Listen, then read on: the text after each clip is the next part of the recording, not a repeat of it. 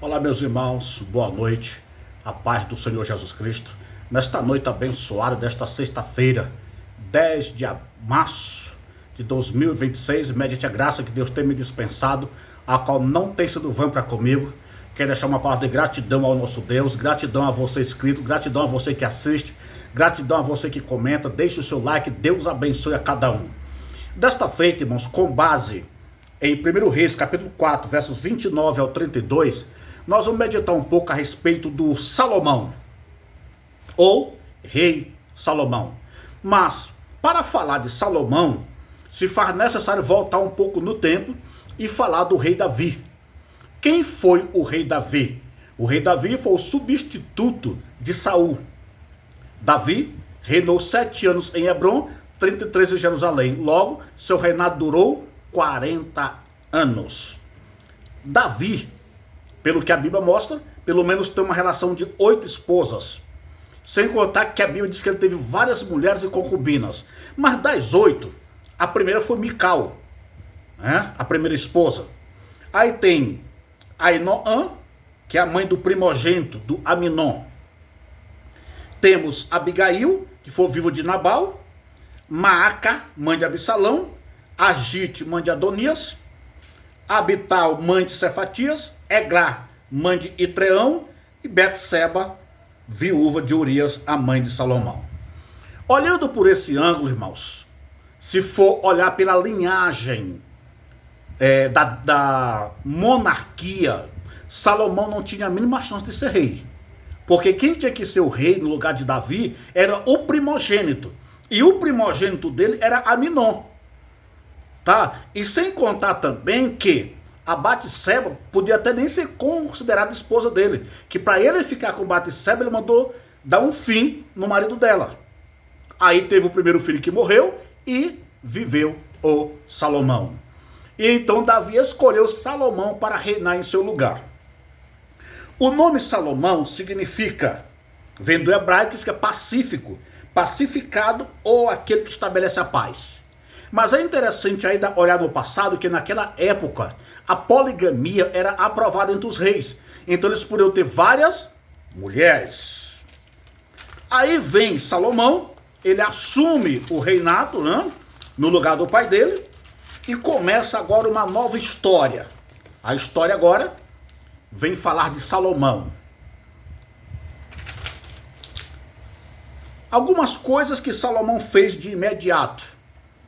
A primeira coisa que Salomão fez, após assumir o reinado, foi mandar dar fim no próprio irmão dele, o Adonias. 1 Reis 2, 22, versos 24 e 25.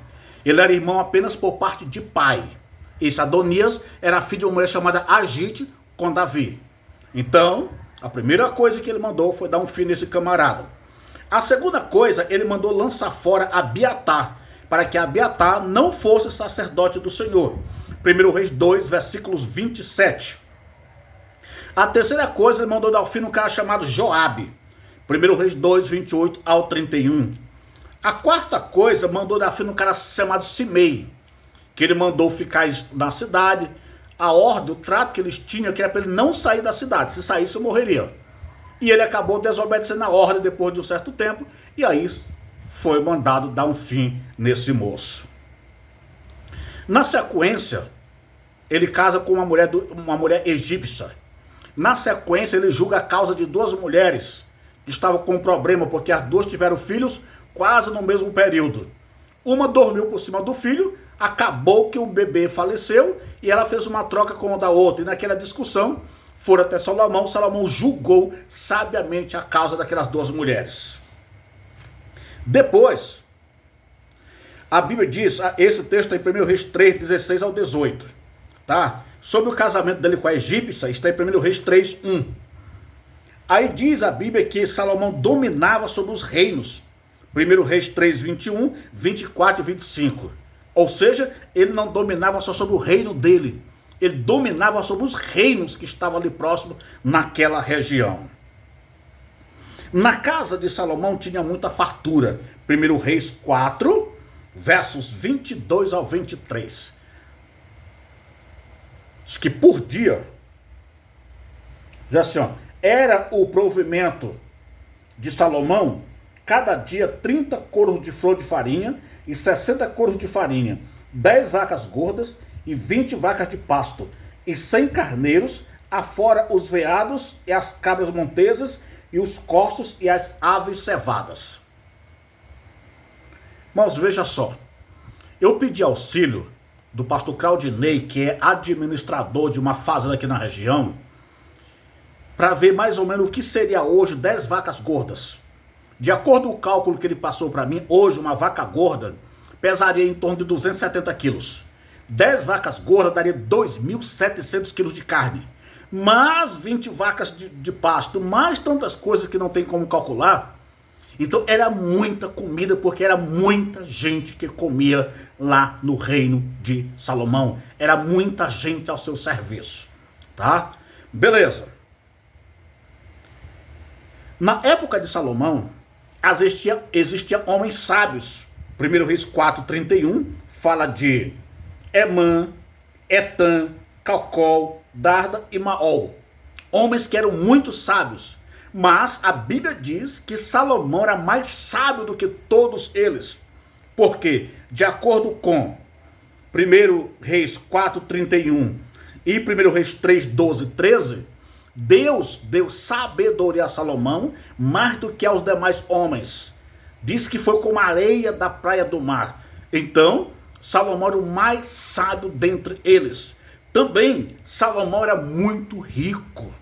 Muita prata, muito ouro, muitos cavalos, muitas estribarias, muitos cavaleiros. Então, Salomão se destacou como sendo o homem mais sábio da história. Mas antes de se destacar como o homem mais sábio da história, tá aqui o que eu falei, coisas que ele mandou fazer após assumir o seu reinado. E de acordo com os estudiosos da Bíblia, ninguém garante que Salomão tenha sido salvo nos últimos tempos de suas vidas, porque ele andou se misturando com idolatria e tantas coisas erradas que fez. Não tem como provar se Salomão foi salvo ou não. O que temos como provar é o que está na Bíblia, que ele foi um dos mais sábios daquela época.